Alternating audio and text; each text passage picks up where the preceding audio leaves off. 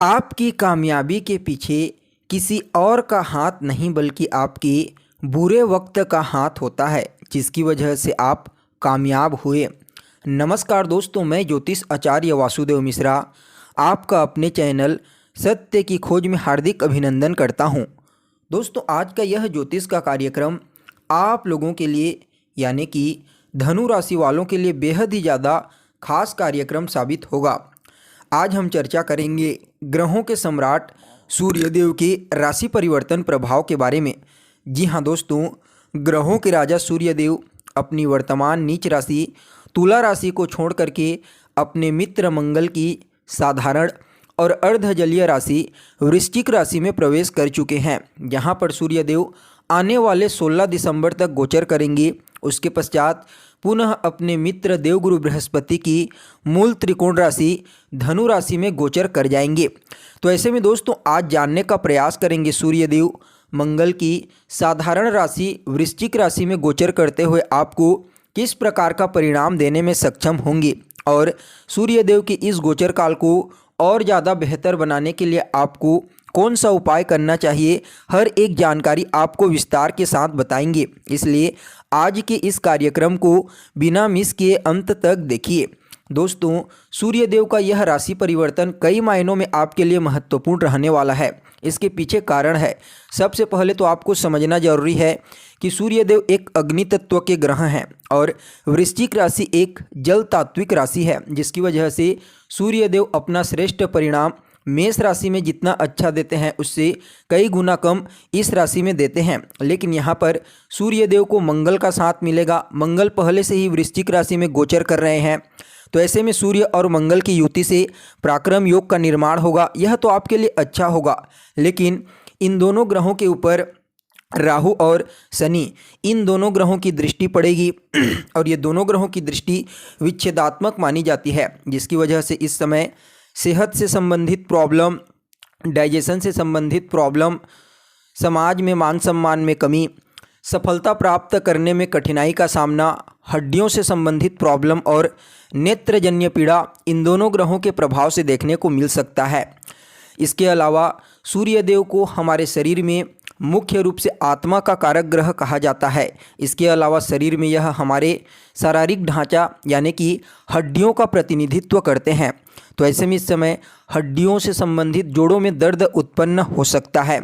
देखिए, सूर्यदेव जब स्वतंत्र रूप से परिणाम देते हैं तो काफ़ी अच्छा देते हैं इस राशि में, लेकिन यहाँ पर मंगल भी साथ हैं और ऊपर से राहु और शनि की दृष्टि पड़ेगी, जिसकी वजह से दोस्तों इस समय सूर्यदेव का जो कारकत्व है उनमें कुछ न कुछ कमी अवश्य देखने को मिलेगा, क्योंकि सूर्यदेव को ज्योतिष शास्त्र में बहुत ही महत्वपूर्ण ग्रह माना गया है। सूर्यदेव जब भी जन्म कुंडली में बलवान अवस्था में होते हैं, मजबूत अवस्था में होते हैं, तो उस कंडीशन में जातक अपने जीवन के हर क्षेत्र में मान सम्मान, पद प्रतिष्ठा और प्रसिद्धि प्राप्त करता है। जातक को जीवन के हर क्षेत्र में, हर कार्य में विशेष सफलता की प्राप्ति होती है। इसके अलावा उस जातक का शरीर निरोगी रहता है, वह चुस्त दुरुस्त तंदुरुस्त रहता है। उसका इम्यून सिस्टम यानी कि रोग प्रतिरोधक क्षमता काफ़ी मजबूत होता है और उस व्यक्ति के अंदर कॉन्फिडेंस लेवल भी काफ़ी ज़बरदस्त देखने को मिलता है, जिसकी वजह से वह जीवन के सभी प्रकार के चीज़ों को अपने कंट्रोल में करते हुए हर प्रकार के सुख सुविधाओं से परिपूर्ण होता है। इसलिए सूर्यदेव का हर किसी की कुंडली में बलवान होना बेहद ही आवश्यक माना जाता है। तो दोस्तों देखिए, सूर्यदेव इस समय आने वाले 16 दिसंबर तक आपकी राशि से यानी कि धनु राशि से 12वें स्थान में गोचर करेंगे। वैसे तो 12वां स्थान अच्छा नहीं माना जाता। यहाँ पर कोई भी ग्रह जब गोचर करते हैं तो कुछ न कुछ प्रॉब्लम क्रिएट करते हैं, लेकिन यहाँ पर फ़ायदा यह है कि सूर्यदेव अपने मित्र की राशि में गोचर करेंगे। ऊपर से मित्र मंगल का सहयोग भी सूर्यदेव को मिलेगा, जिसकी वजह से कुछ न कुछ पॉजिटिव परिणाम आपको देने का प्रयास करेंगे। 12वें स्थान में गोचर करते हुए सूर्यदेव अपनी सप्तम दृष्टि से आपके छठे भाव को दृष्टिगोचर करेंगे, तो वहीं इस समय आपके भाग्य भाव का भी परिणाम देंगे, क्योंकि आपके भाग्य के स्वामी बनते हैं सूर्यदेव और आपकी राशि से 12वें स्थान में गोचर करेंगे। तो देखिए, सूर्य और मंगल ये दोनों मिल करके पराक्रम योग का निर्माण करेंगे, जिसकी वजह से इस समय आप अपने भाग्य को जागृत करने के लिए पराक्रम करेंगे, मेहनत करेंगे, हार्ड वर्क करेंगे। और जब आप हार्ड वर्क करेंगे तो यकीनन मानिए आपका भाग्य जागृत हो जाएगा। और जब आपका भाग्य जागृत होगा तो भाग्य का साथ आपको मिलने लगेगा। तो आप जो भी कार्य कर रहे हैं, चाहे वह नौकरी हो, प्राइवेट नौकरी हो, गवर्नमेंट जॉब हो, या फिर किसी भी प्रकार का कोई बिजनेस व्यापार हो, तो वहाँ पर आपको इस समय भाग्य का साथ देखने को मिलेगा, जिसकी वजह से आपके पेंडिंग पड़े हुए कार्य सूर्य के इस गोचर काल के दौरान पूरे होंगे। आपके रुके हुए पैसे की प्राप्ति आपको हो सकती है। अगर आपने किसी को पैसा उधार दिया हुआ है, लंबा समय हो गया है, वह पैसा आपको लौटा नहीं रहा है, तो दोस्तों इस समय सूर्य और मंगल के प्रभाव से वह व्यक्ति आपको पैसा देने के लिए बाध्य हो जाएगा। यहाँ पर सूर्य देव जो हैं वह आपके 12वें स्थान में गोचर करेंगी। तो जो लोग फॉरेन जाना चाहते हैं, विदेश में जाकर के कोई काम धंधा शुरू करना चाहते हैं, कोई नौकरी करने के लिए विदेश जाना चाहते हैं, या फिर वह विद्यार्थी जो फॉरेन में जाकर के स्टडी करना चाहते हैं, पढ़ाई करना चाहते हैं, उनके लिए सूर्य देव का यह गोचर काल अत्यंत ही श्रेष्ठ रहने वाला है। कोर्ट कचहरी के मामलों में विजयी आपको मिलेगी। अस्पताल से भी संबंधित जो प्रॉब्लम अभी तक आपको फेस करनी पड़ रही थी, यानी कि किसी न किसी को अस्पताल जाना ही पड़ रहा था सेहत से संबंधित प्रॉब्लम के कारण, तो इस समय उसमें स्थिति ठीक होने वाली है। आपके परिवार में जितने भी सदस्य हैं उनका भी इम्यून सिस्टम मजबूत रहेगा और आपका भी इम्यून सिस्टम मजबूत रहेगा, जिसकी वजह से इस समय आपका फिजूल के खर्चों में किसी भी प्रकार का धन खर्च नहीं होने वाला है। तो वहीं दोस्तों, अगर आप कोई निवेश करना चाहते हैं share market, stock market, mutual fund इत्यादि के क्षेत्र में, तो भी आप वहां निवेश कर सकते हैं। आने वाले समय में आपको सूर्य की कृपा से लाभ की प्राप्ति होगी। तो वहीं दोस्तों, यहाँ पर सूर्य देव अपनी सप्तम दृष्टि से आपके छठे भाव को दृष्टिगोचर करेंगे गोचर कुंडली में। तो यहाँ पर छठे भाव में जितने भी पापक ग्रह होते हैं, चाहे वह सूर्य हो, मंगल हो, राहु हो, शनि हो, ये सब के सब क्रूर ग्रह माने जाते हैं और छठे स्थान में इनका जो प्रभाव होता है वह अत्यंत ही श्रेष्ठ होता है। छठे भाव में इन दोनों ग्रहों की दृष्टि का पड़ना मतलब आपको अपने इस गोचर काल के दौरान शत्रु हंता बनाएंगे। आपका शत्रु बाल बाका नहीं कर पाएंगे, शत्रु चाह करके भी आपका कुछ उखाड़ नहीं पाएंगे। इस समय आप हर पक्ष में शत्रुओं के ऊपर भारी पड़ोगे।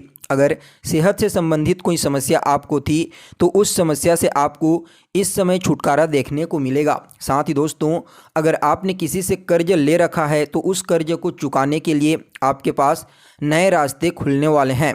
यानी कि सूर्यदेव छठे भाव को देखते हुए आपके जीवन में रोग, ऋण, शत्रु, इन तीनों चीज़ों को खत्म करने का प्रयास करेंगे।